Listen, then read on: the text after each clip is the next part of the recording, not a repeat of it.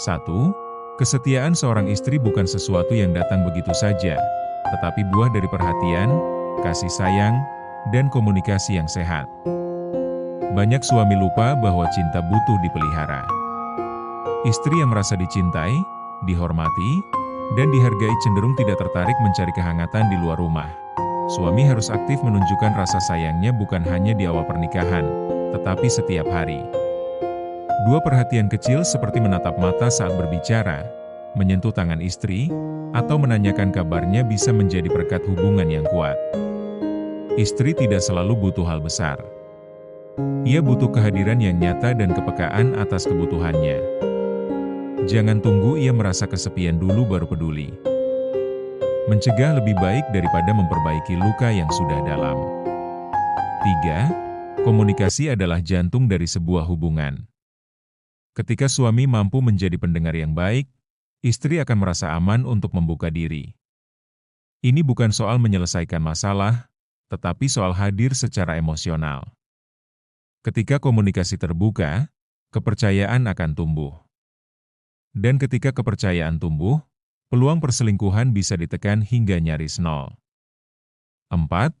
Romantisme dalam rumah tangga harus dijaga. Bukan hanya untuk senang-senang, tetapi untuk memperkuat ikatan emosional. Sentuhan mesra, kata-kata manis atau kejutan kecil bisa membuat istri merasa dihargai. Jangan menunggu momen spesial. Justru kejutan di hari biasa terasa lebih tulus dan menyentuh. Perasaan istimewa membuatnya setia. 5. Istri ingin suami yang bisa diandalkan. Bukan hanya soal uang, tapi juga soal kehadiran dan perlindungan. Tanggung jawab seorang pria terlihat dari kesungguhannya menjaga keluarga, menyelesaikan masalah, dan menunjukkan sikap dewasa. Ketika istri merasa aman secara emosional, ia tidak akan mencari perlindungan dari pria lain di luar sana. Kesetiaan pun akan semakin kokoh, tak mudah tergoyahkan. 12. Pahami kebutuhan emosional istri. Ia mungkin tidak selalu bicara, tapi ia berharap Anda peka. Ketika istri murung, jangan diabaikan. Saat ia butuh teman bicara, jadilah yang pertama hadir.